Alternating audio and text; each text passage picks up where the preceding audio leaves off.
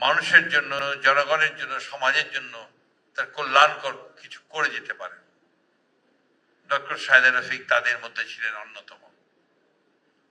আপাদ মস্তক একজন জাতীয়তাবাদী, আপাদ মস্তক একজন দেশপ্রেমিক,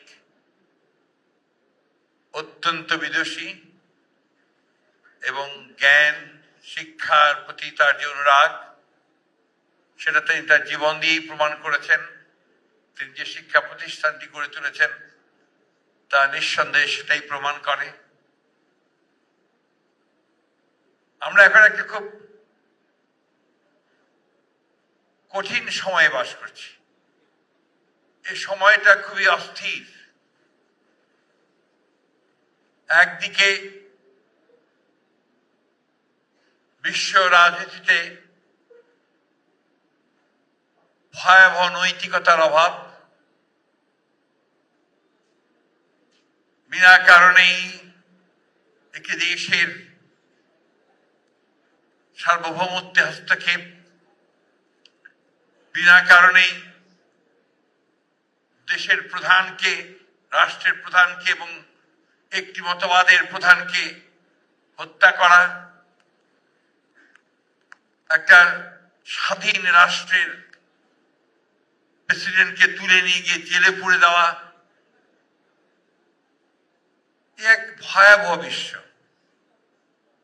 আমরা যারা কিছুটা পুরনো মানুষ, কিছুটা বলবো কেন, পুরনো মানুষই, আমরা বেড়ে উঠেছি গণতান্ত্রিক একটা ব্যবস্থার মধ্যে দিয়ে, চিন্তার মধ্যে দিয়ে।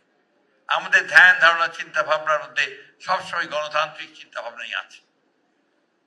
আমরা মানবিক মূল্যবোধে বিশ্বাস করি, আমরা মানবতায় বিশ্বাস করি, আমরা গণতন্ত্রে বিশ্বাস করি, আমরা প্রতিটি রাষ্ট্রের স্বাধীনতাতে বিশ্বাস করি। এই মানুষগুলো আমরা এখন অত্যন্ত কষ্টে আছি। চতুর্দিককার অবস্থা দেখে আমরা কেমন যেন হতাশ হয়ে পড়ছি। বাংলাদেশও ঠিক একইভাবে অস্থিরতার মধ্য দিয়ে আমরা এগিয়ে চলেছি। আল্লাহর কাছে হাজারো শুকরিয়া জানাই যে আল্লাহ তার অশেষ রহমতে বাংলাদেশের মানুষ এখনো সঠিক সিদ্ধান্ত দিতে বিচলিত হয় না, দ্বিধা করে না। ডক্টর সাইদা রফিক ছিলেন সেই জাতের একজন মানুষ যিনি সত্যকে সত্য বলতেন, কালোকে কালো বলতেন, ন্যায়কে ন্যায় বলতেন, অন্যায়কে অন্যায় বলতেন। আমার প্রায় মনে পড়ে, বিকজ একসাথে কাজ করেছি দীর্ঘদিন। তিনি রাজপথে আমার সঙ্গে হেঁটেছেন, তিনি স্লোগান দিয়েছেন।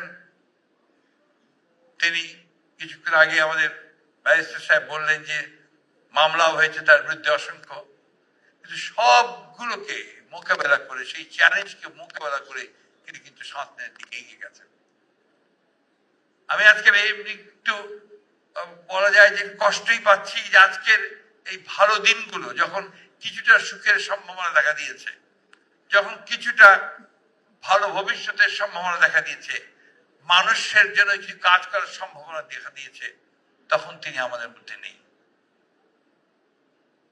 ব্যারিস্টার রফিক ইসলাম মিয়া সাহেব আমাদের সিনিয়র কালিগ, স্ট্যান্ডিং কমিটির মেম্বার ছিলেন দীর্ঘকাল, মন্ত্রী ছিলেন, বিএনপির একজন অত্যন্ত শক্তিশালী নেতা।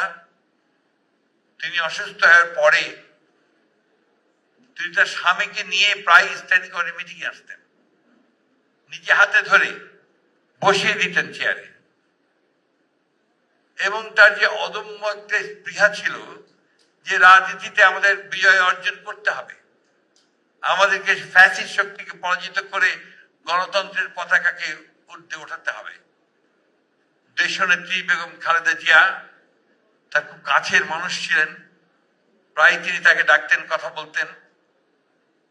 আমি সেই দিনগুলোর কথা প্রায় মনে করি, এখন আর সেখানে এসে আরো বেশি করে মনে হচ্ছে। আমাদের অনেক পথ পাড়ি দিতে হবে। আমরা বিগত 17-18 বছরে আমাদের সমস্ত প্রতিষ্ঠানগুলোকে ফ্যাসিস্ট শক্তি ধ্বংস করে দিয়ে গেছে। সবচেয়ে বেশি ধ্বংস করেছে শিক্ষা ব্যবস্থাকে। আমার পাশে দুজন ভাইস চ্যান্সেলর আছেন, তারা একমত হবেন যে শিক্ষা ব্যবস্থা সত্যি অর্থেই ভেঙে পড়েছে। এটাকে আবার টেনে উপরে তোলা, প্রতিষ্ঠানগুলোকে গড়ে তোলা, রাষ্ট্রকে সত্যিকার অর্থে একটি জনকল্যাণমূলক রাষ্ট্র গড়ে তোলা, মানুষের অধিকারগুলোকে প্রতিষ্ঠা করা, ন্যায়ের শাসনকে প্রতিষ্ঠা করা, সুশাসন প্রতিষ্ঠা করা, আইনের শাসনকে প্রতিষ্ঠা করা, এই বিষয়গুলোকে সামনে আবার নিয়ে আসতে হবে। আমাদেরকে সেই লক্ষ্যেই কাজ করতে হবে। ডক্টর সাইদা রফিকের প্রতি আমরা তখনই সম্মান দেখাতে পারবো যখন তার যে আকাঙ্ক্ষা ছিল, যে ইচ্ছা ছিল, তিনি যে কাজগুলো করতে চেয়েছিলেন, যদি তা আমরা পূরণ করতে পারি। আমি তার সন্তানকে ধন্যবাদ জানাতে চাই যে তার সন্তান সেই ডক্টর শাহ মোহাম্মদ শাহপুর রফিক, তিনি চেষ্টা করছেন এই প্রতিষ্ঠানটিকে প্রতিষ্ঠিত করবার। আমি আজকে তাকে এটুকু বলতে পারি এবং আপনাদেরও বলতে পারি, আমাদের পক্ষে যা কিছু আইনের মধ্যে সম্ভব তাকে সাহায্য করা, প্রতিষ্ঠানকে সাহায্য করা, আমরা অবশ্যই তা করবো। এটা আমাদের দায়িত্ব বলে আমরা মনে করি। আমি বক্তব্য বাড়াবো না এই জন্যই যে আমি নিয়েই অসুস্থ। এছাড়া আপনার ইফতারের সময় হয়ে আসছে। আমি পরম করুণাময় আল্লাহ তাআলার কাছে এই দোয়া চাইব, আল্লাহ তাআলা তাকে অর্থাৎ ডক্টর সাইদা রফিককে যেন বেহেশত নসিব করেন। তার সমস্ত যদি কোনো গুনাহ থাকে, আমার মনে হয় না এই মহিলার কোনো গুনাহ থাকতে পারে, তাহলে তা ক্ষমা করে দিয়ে তাকে সেই সবচেয়ে সুন্দর জান্নাতের স্থানে যেন তিনি অধিষ্ঠিত করেন। তার সন্তানদের কাছে আমাদের সমবেদনা জানাচ্ছি এবং এইটুকু প্রতিশ্রুতি দিতে পারি যে আমরা তাদের এই প্রতিষ্ঠান শুধু নয়, তাদের চলার পথে আমরা তাদের পাশে থাকব। ডক্টর সাইদা রফিকের যে আদর্শ, সে আদর্শকে সামনে নিয়ে তারা যেন এগিয়ে যায়। ভালো কাজ সবসময় এক বাধামুক্ত হয় না। আমাদের দুঃখ হয় যখন বেগম রোকেয়ার মতো মানুষকে, মহিলাকে, নারীকে আমরা যখন দেখি যে কোনো কোনো মানুষ, কোনো কোনো মহল অবজ্ঞা করে। আমি সেই কথাটা বলতে চাই না যে কি বলেছে, এটা আমাদের দীনতা, আমরা যে কত দিন তার প্রমাণ করে। আমরা মাথা উঁচু করে বলতে চাই যে ডক্টর সাইদা রফিক ছিলেন আমাদের বেগম রোকেয়ারই একজন পাশের মানুষ, যিনি সংখ্যাকে এগিয়ে নেওয়ার চেষ্টা করেন।